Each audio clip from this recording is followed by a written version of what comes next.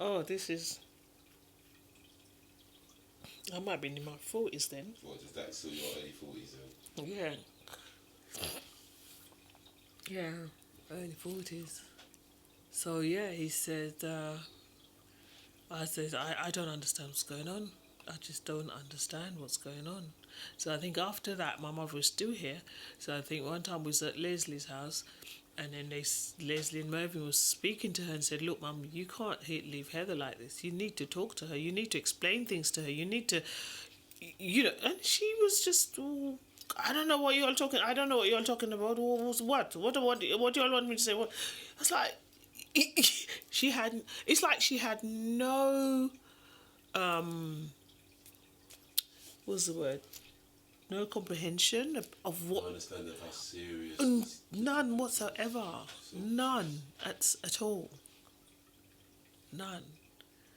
And they tried to get through to her, but she couldn't. It's like there was like this sort of mental block where it's like she couldn't or wouldn't understand what had happened or what she'd done. So the next couple of months was very traumatic. Very, very traumatic. Because obviously, up until that point, when she's, it's only, no, there's a bit missing here because before I asked her, no, I gotta rewind. Before I broached that subject to her, I spoke to Stephen, my dad, stepdad, and I said to him, Dad, I said, and again, my exact words to him was like, Dad, something I'm going to say to you, what I'm going to say to you, I want you to know I love you. You're my dad. You raised me. You've raised me. I love you. I'll always love you. But I want to know who my real dad is. And he turned around and he said to me, Hev, you have a right, Head, he used to call me Head, you have a right to know who your dad is. I said to him, do you know who my dad is, my real dad is? And he said, no. I said, you don't know? He said, no, I've never asked your mum and she's never told me. Wow. I said, but Dad, I would like... about 40 years now, though. I said, Dad, I would like to know, but I don't want you to feel that it has changed how I feel about you.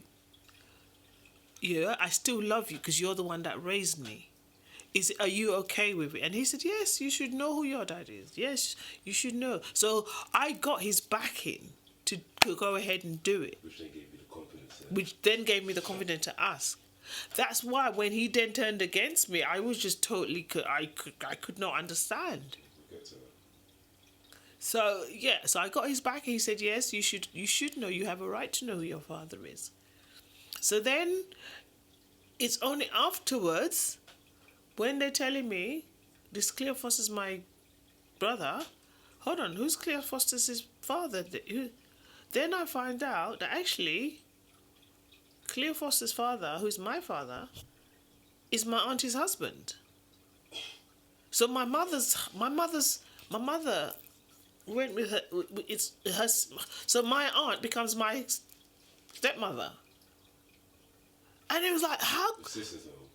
Your mum's sister. Yeah, my aunt is now is also my stepmother. So then we put the subject to my mum. So hold on a minute. So Mum, this is Auntie Jessie's husband. And then she's like, well, so he raped you. And then I'm being told, no, it wasn't a rape. They were having a relationship. Now my mind is just totally blown. My mind's totally blown. Because she's saying she was raped by him. The more you made inquiries, you're being told, well, they had a relationship.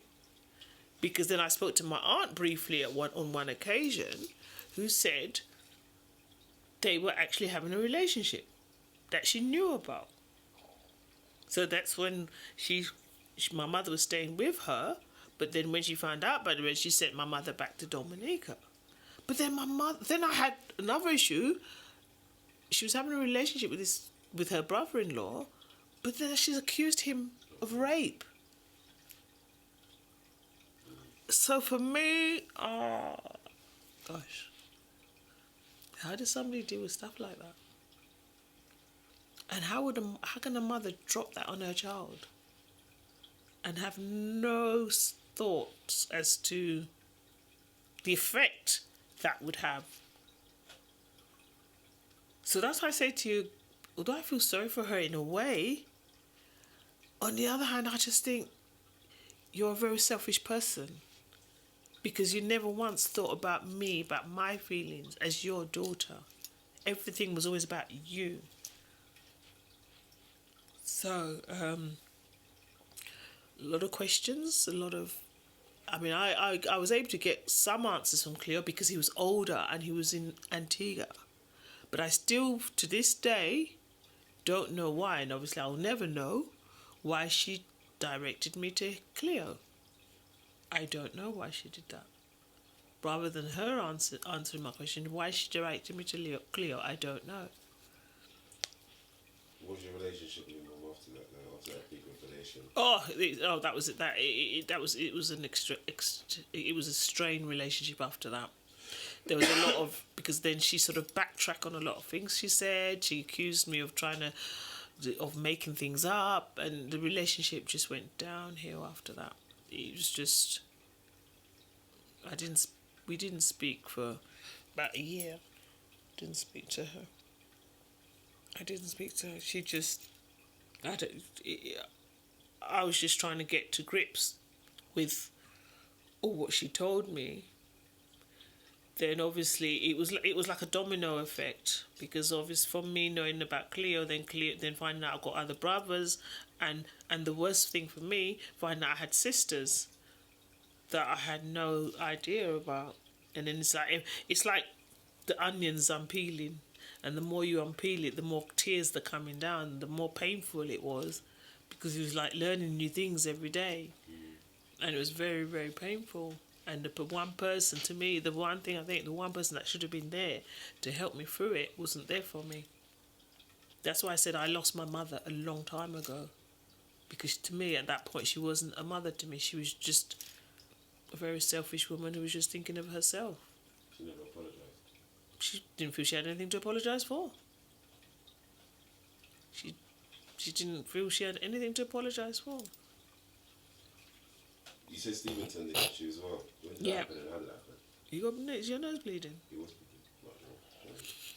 Because I think what it was, after Stephen went back to, after my mother went back to Dominica, and we had to persuade her to go back because she didn't want to go back. She went back to Dominica, and I think where Stephen loved her so much, I don't know what she told him, how she put the stories to him. And then obviously they knew then I was finding out about that I've got siblings. And I think the puzzling thing about it, I think my mother underestimated me, because once she dropped that bombshell, once that Pandora box was open, she couldn't get that elephant back in there. She underestimated me by not realising I'm not just going to let it rest. Once you tell me something, I want to know more. I'm going to ask questions. And I think that's what she didn't expect. Not only am I going to ask questions, but I'm going to find out who I am. And if I've got siblings, who are they? And I think that troubled her as well. And I think that was one of the things probably Stephen felt, maybe not just Stephen, because one of my Esmond, he was one of those that said, well, why would they matter? You didn't know them before. Why would you want to know them now? I'd never forget him saying that. And I was like, but I now know them as my brothers and sisters. That relationship of brother and sister is different to a cousin. So where they were cousins before and didn't have much to do with them, through no fault of ours, I now find out they're my brothers. And some of them didn't know. Some of them, they had hints. But it was, again, I was a secret that nobody talked about. So although some of them found knew or thought they have a sister in England, that's all they knew. That's all they knew. They didn't necessarily knew who that sister was. They were just told. They knew, but you didn't know. Say it again? It seems like everyone knew, but They knew something, but they didn't know. Not everybody knew exactly what. They knew they had a sister in England, but they didn't know who that sister was. Cleo had an idea. No, I think Cleo was told he's got a sister in England, but he didn't know who the sister was. So until it all started coming out, then the pieces started fitting. Do you hold or feel some sort of resentment against the cousins who never told you, knowing that they knew this whole time? And you knowing that they were cousins?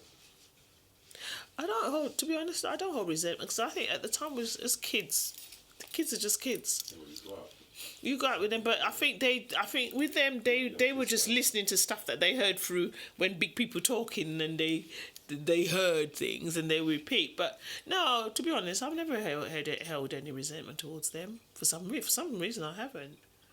Just I thought they were cruel but then I just think sometimes children can be cruel without realizing they. but you're a child up into a certain point, and then it's not really excusable. I know, but I've no. To be honest, I've never held any resentment towards them for some reason. I just haven't. 20 years of no questions. 20 years with no questions whatsoever. So you went 20 years, just have this whole thing in your head from 19 to your late 40s. Yeah, because every time I tried to find out something, my mother was just shut down. Because as I said, I've gone from like Stephen being my dad, to him not being my dad, to my dad being a yard boy, to him not being a yard boy, to him being someone that she knew. I think she gave me about 3 or 4 different. So I think over a period of time, it's almost like every so often I might ask a question or it might come up and I've been told a different story. So it's like, because your mother, whatever she tells you, believe her. So whatever she told me, I believed it until I was obviously old enough. I was asking more questions. And the worst thing is to when things wasn't making sense, the pieces weren't fitting, and it's like, you can't imagine that your mother's lying. Yeah. Do you know what I mean? Yeah. And lying to you. So something's not quite right. So you just like, you got to find out more. But the more you're finding out, the more you think, but that don't make sense. But then it's like you're the bad one, because you're digging too much.